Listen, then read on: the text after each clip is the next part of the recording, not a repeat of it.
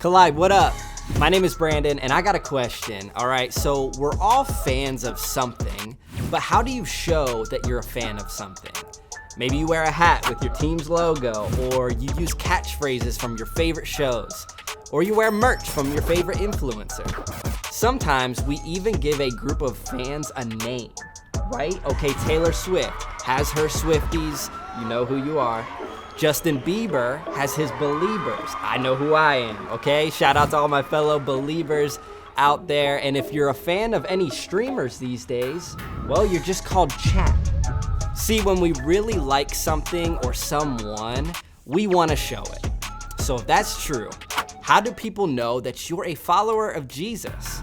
Is it about wearing a cross necklace or maybe putting scripture in your profile?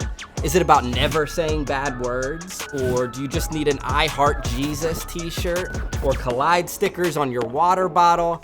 Now, of course, all of those things are great. I'm not coming at any of you that have those things. Okay, trust me, I got all that stuff.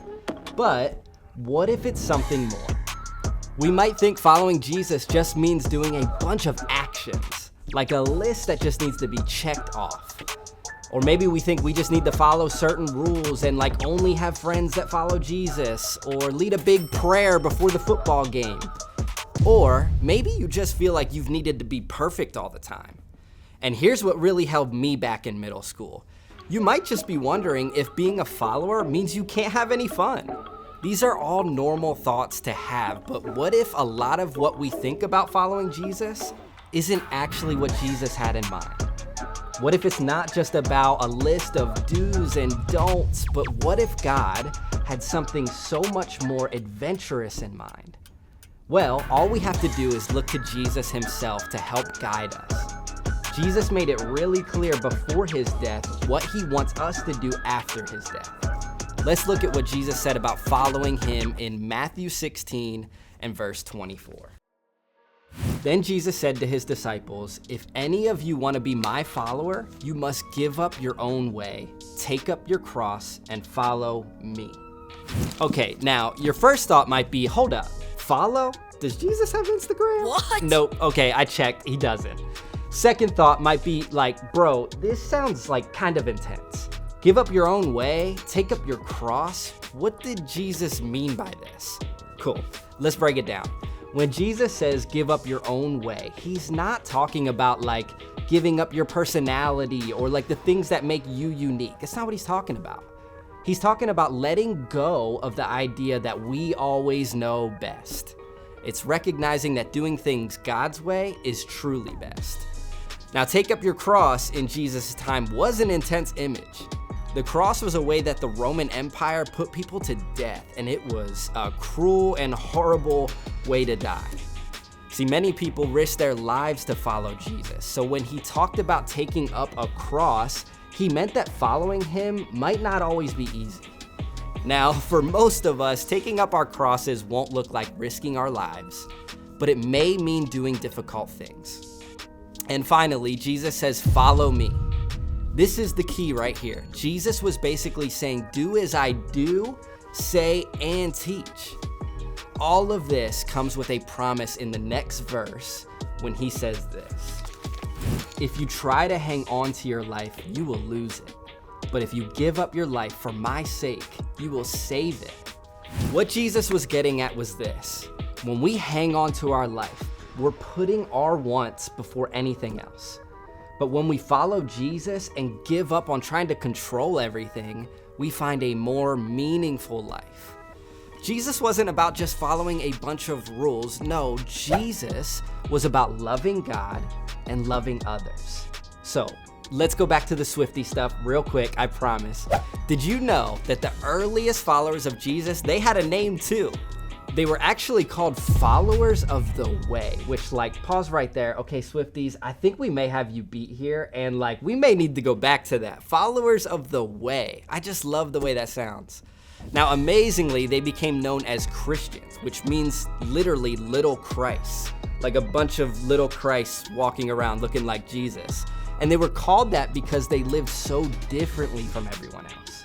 People could tell they were following Jesus not by the rules they didn't or did do, but by how they treated people and how they lived their lives.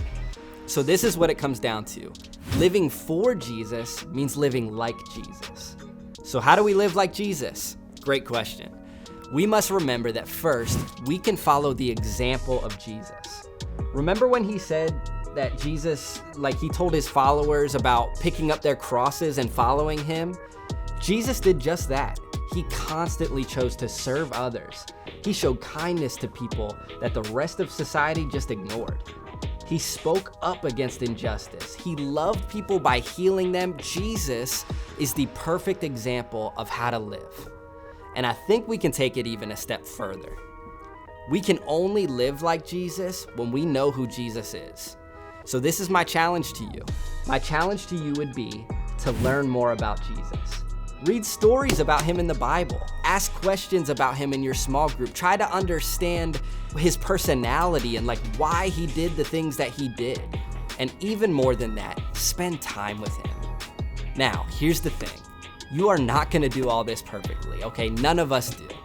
Living like Jesus is a journey. It's about progress and not perfection. But to be clear, sometimes living for Jesus means we gotta let go of some things that are getting in the way of us following him.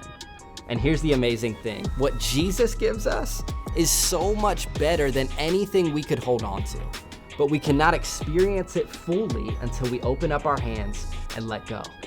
Okay, I know we covered a lot today. We started by talking about how we show we're fans of things, and we discovered that following Jesus isn't about being a fan, it's about being a follower.